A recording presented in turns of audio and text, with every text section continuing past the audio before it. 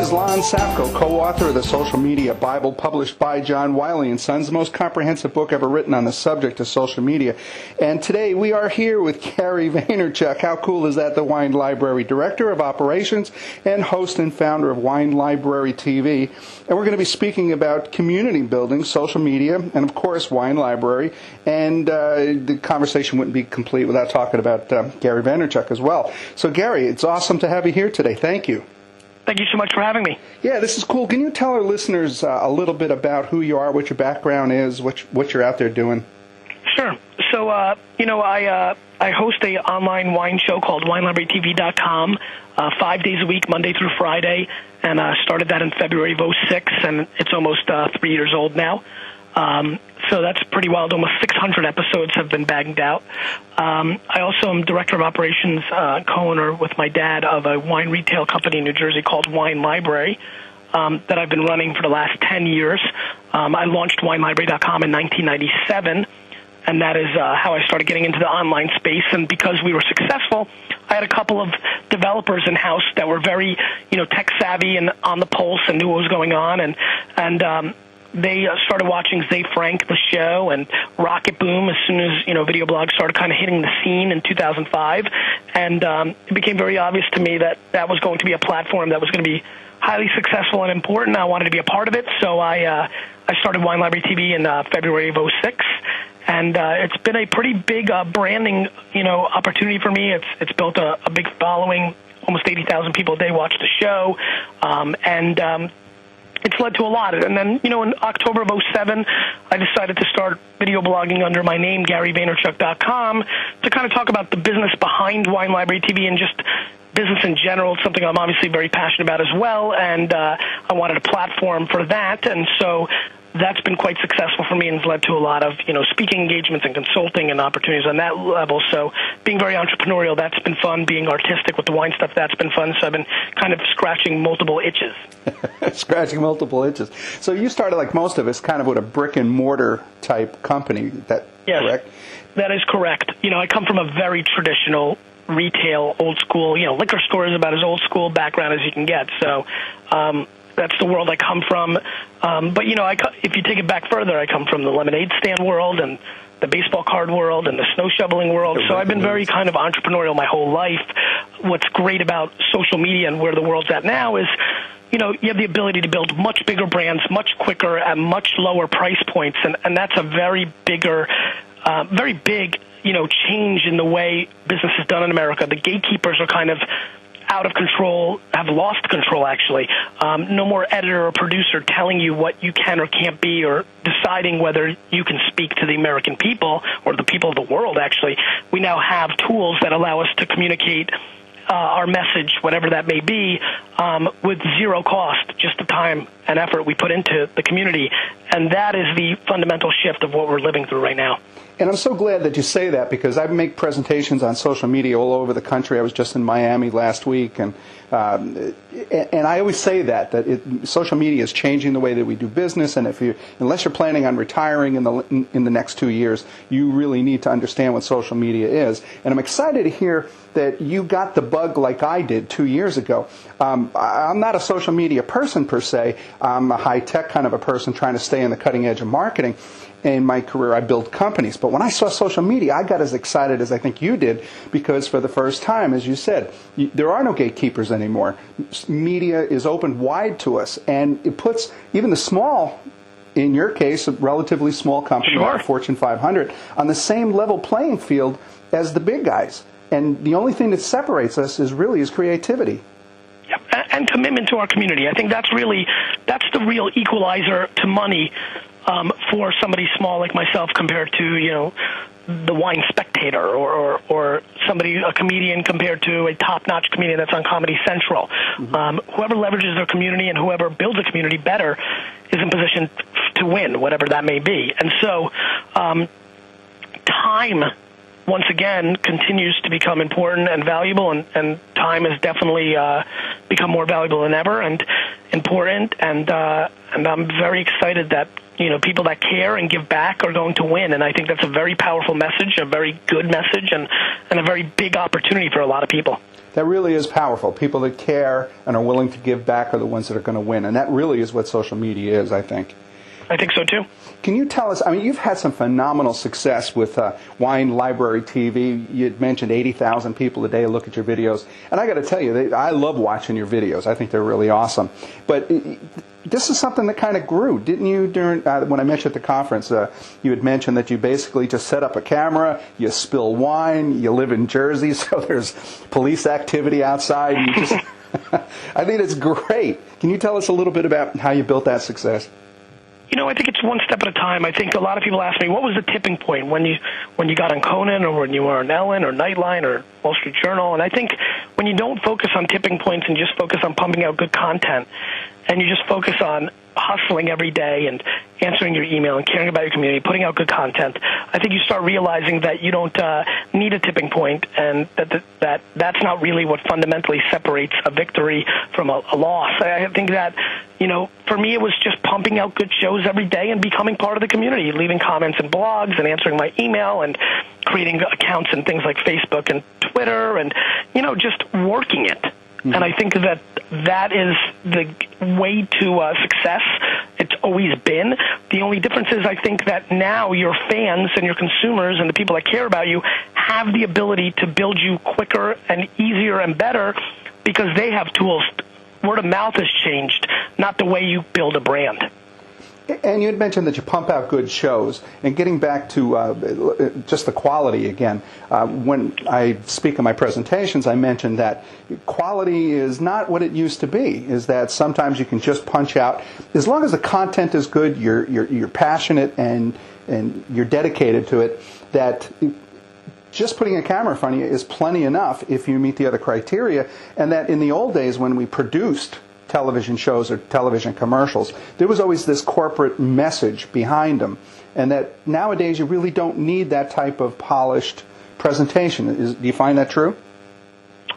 Yeah, I mean, I think the message is the whole game. I think the less polished it is, sometimes the better. I think that the lighting or the mic or the camera you use is so irrelevant and just such a stumbling block by many producers, many people that want to get into the game. They spend so much time on trying to figure that part out, and that part has no value, none. I really think zero. I think some of the, you know, I mean, it's got to be watchable, and you got to be able to hear it. But outside of that, that's the threshold. Yeah, because if you're not spending $50,000, there's no hidden agenda. It's just real. It's sincere, I think is the word you used. Yeah, I think authenticity of the message is what really attaches people to the product, to the service, to the individual, and I think it's quality of message, not quality of the way we consume it or the video or the sound. So I think it's very obvious what works. You know, people like tradition, and since commercials, I mean, listen, commercials didn't need to get into $1 million budgets. They just did because they had the money and people weren't making smart decisions. Really. I really believe that. So I think that, you know, you've got to really take a step back and understand what people react to. And people react to things that are authentic, real, transparent, and deliver. And delivering, listen, some people really love watching something in HD. I get that. But I don't think that's going to be the differentiator from victory or defeat. I really don't. I totally agree. And social media really is just a collection of digital tools that make this stuff available on the Internet. Of course. All this is the phone, the car, the fax machine, the pencil, the paper. These are tools. They're nothing else. There's no magic bullet in this.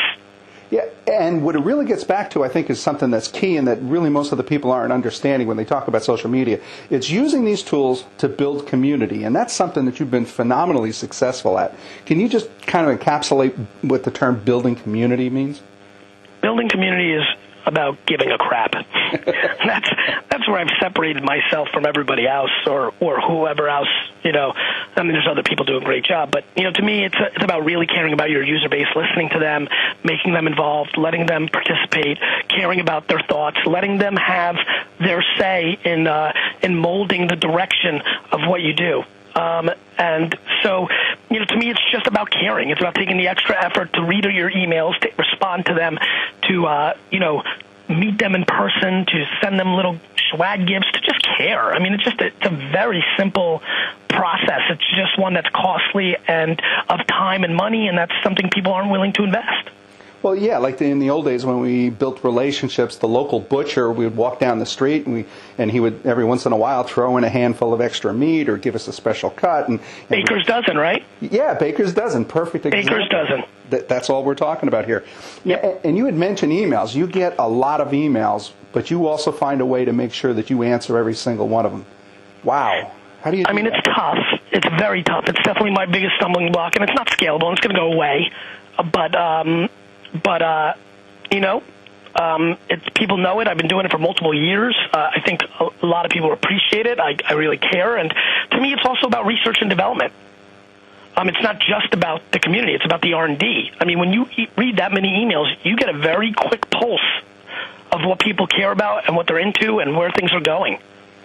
So instead of reading other people's blog posts about where things are going, I'm in the trenches with the community to figure out where things are going. I love that. So you're actually listening to your customers. Yeah, I mean, I don't need another marketing executive to write a book or write a blog post for me to know what's going on, because I'm in the trenches seeing it happen. And again, it's listening to the customers, hearing what they want. It's building that personal relationship. It's really not complicated stuff. It's just that, once again, I just don't think people are willing to step up and do it. It's hard. It takes a lot of time, and a lot of times it's a very lonely job. Answering emails at length is lonely and can be boring if you view it that way. But to me, it's stimulating and exciting. And you had mentioned that your plane trips are kind of like a haven, because that gives you the opportunity to actually address the hundreds of emails you get a day. Yeah, no question. I mean, that's the whole game. And one of the things that I thought was interesting is when I sent you an email that you had even a video that said, I've noticed that you've sent me a video, and I promise I'll get to you. Even that I thought was pretty classy, that you're telling people ahead of time, just be patient, you are important to me, and you're doing it face-to-face through video. I thought that was very clever. I appreciate it. I think it's one of my cute little, tricks that has a lot of value, and I'm proud of it, That's great.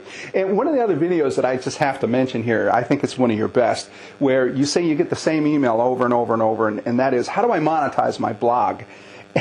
And you start out with, I get 17 times a day I get this email. Now let me just show you, and I love that hands-on approach. You went into Google, you typed in wine, you got a beer list, you called the beer glass company manufacturer. It was wild. I mean, those are one of those great moments where you get lucky. I mean, that could have got an answering machine, I thought it was terrific. I mean, you sold the guy. Now he's ready to hear you when you come back.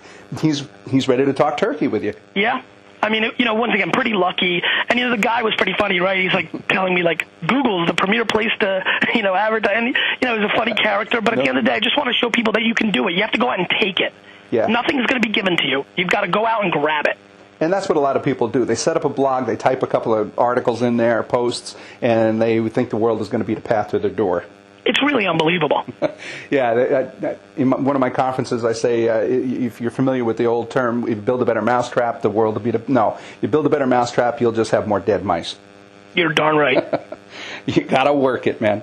And some stats. I'd love to hear those. Everybody wants to kind of get an order of magnitude. You've actually done 600 videos. That's amazing. Yeah, as of right now, on November 24th, we're at 587, I think. Or let me just see. We are, last Friday was 582. Wow. That's absolutely amazing. So we'll hit 600 before the end of the year. That is absolutely amazing. Is there some other stats, like number of viewers or number of hours? About, hours would be a great one. I should compile that. 80,000 viewers a day through lots of platforms, especially iTunes, and a lot of viewers through Hulu, which is a great distribution deal for me as well. Huh? I guess the stat that I most care about is hundreds of emails answered every day, Yeah. To me, all those stats are important and they mean something, but the fact that I interact with my fan base on a level that's never been really done before. I assume some of these, 1950s rock stars, TV stars did answer a lot of fan mail. That's kind of gone by the wayside. Mm-hmm. But, and a lot of people just don't interact, and I get why. They're very busy. Listen, I'm very busy, but you make a choice. I could be very busy doing other things, but I feel like this has value, being very busy to be in the trenches with my community, and to me that, I think, is very important. Yeah, and I totally agree with one of the companies that have been running for about 10 years, Paper Models, Inc. We provide downloadable, three-dimensional architectural models for kids for school. And I got every single customer service email into my email. And I'm the president, and I don't have time, but yet I make the time. And what had happened, I noticed, is over the last couple of years, by listening to the customers, I was able to build a better inventory of what they were looking for. And I all but eliminated customer service by solving the problems and looking for systemic errors. But as president... No question. I would have known that. Yep, 1,000%. I mean, you got to listen. The end. Yeah, thank you. It's not super hard. Yeah, it's not rocket science. No, it's not. And you have really built a huge, loyal customer base or fan base.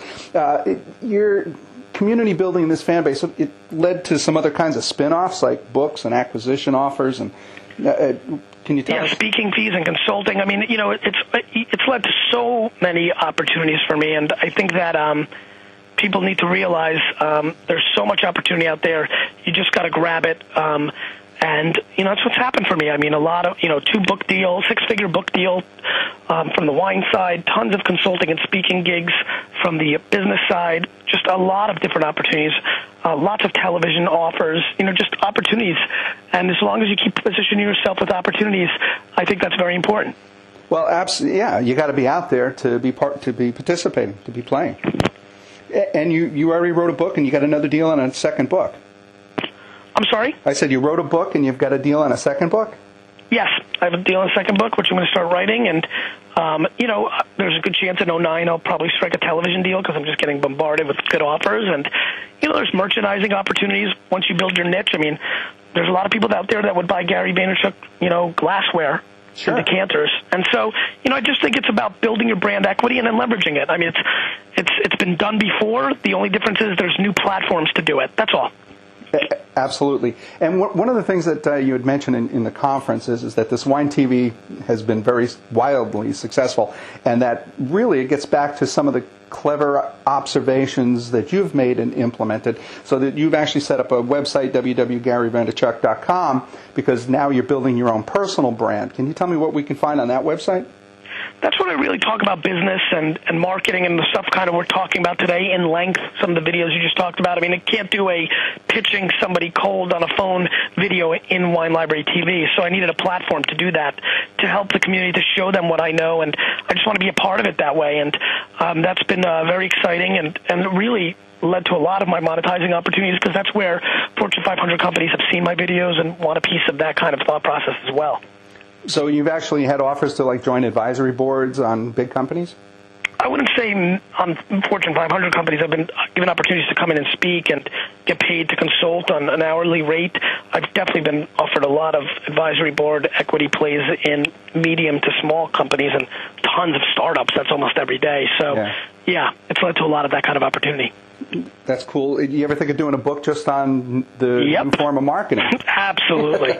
I can't wait to write a business book. I mean, it's going to be a lot of fun for me. Yeah, and some of them are really successful. I mean, David Meerman Scott just did the new marketing and PR, how social media has changed that, and that's been on the New York Times bestseller for half a year, and he's had 250,000 downloads of one of his ebooks on the same subject, and it just seems like a perfect match for you. It's definitely out there, and timing is right, so no question. And if someone was to get started, I mean, obviously this is the next question. They come up and they say, Gary, man, you've inspired me. What should I do? How do I start building my community? What's the right approach here? First and foremost, it starts with your content. It's about, doing what you love. Look yourself in the mirror and say, what kind of content do I want to put out to the world? What kind of service, what kind of product do I want to sell? What kind of personal brand do I want to be? Whatever that may be. Once you love what you do, if you sell vacuum cleaners and you love it, then you're in the game. That's fine. Then now we're in the game. But if it doesn't start there, you've already lost. So you've got to really believe in what you do in a business, whether you're the personal brand, whether you sell a product, whether you sell a service. If you don't, nothing I tell you will work, because the amount of hours that it takes to win this game is so great that if you don't love it, you're not going to be putting the hours in. So we're talking about, again, passion. Passion. It starts there. Now, after that, you got to enthrall yourself into the community. Sign up for the forums that do the things that you like. Talk about the things you like. Put out content. Leave comments on different blogs. get out to the community, go to events around what you do. You've just got to network. You've got to network virtually, and you've got to network in the real world. And that's it. The pure hustle of that. If you're into if you're into tires, then you need to find every tire website on the internet and become part of that community, whether it's leaving a comment or starting threads in a forum or, contacting the person that owns that site, if it's a one-way conversation, and figuring out if you can guest blog, anything that can give you a voice in that world. And again, I think everybody ought to look at that video about how to monetize, because you did just that. I mean, you just typed in whatever the keyword for your industry was. You looked at the paid links, because those are the people that are most aggressively participating in that industry, and you simply go to their website, go to the About Us, pick up the phone and call them, participate. Yep. So we got passion and we got participate. Is there anything else that you'd like to add about community building, wine library? I did a video, and it's called PHCC, Passion, Hustle, Community, and Content. And that's it. I mean, those are the 4 cornerstones of building a brand, so we've touched on them, like you just said, and that's it. I mean, it's caring about your user base. It's about putting out good stuff, good service, good food, whatever the heck you do. It's about working your ass off, because that's the only option, and it starts with the passion, because you got to love it, because all the other things crumble if you don't. And that's why I love hearing you speak, is because you do have that passion, not only for the wine library, but just for marketing and people in general. I love that. Yeah, people in general. I mean, that's where I get really lucky, because for me, it starts with people. And people feel that. You can't bullshit that, and that gives me a big opportunity. I love it. How does people find out more about Wine Library TV, and your personal brand? WineLibraryTV.com is the website. GaryVaynerchuk.com. You're going to have to link that up, because nobody can spell Vaynerchuk. And that's it. Whatever people do, they watch my stuff, they don't watch my stuff. If they're listening to this, or when they read this, if they leave with anything, do what you love. It starts there. That is the root of everything. And if you can accomplish that, you're in the game. Awesome. And those are great words to live by, Gary. Thank you. I'd really like to thank Gary Vaynerchuk, the Wine Library Director of Operations and host and founder of Wine Library TV, for being with us here today to talk about community building, social media, and honestly, Gary, thank you for taking the time, really. Thanks so much. This is great.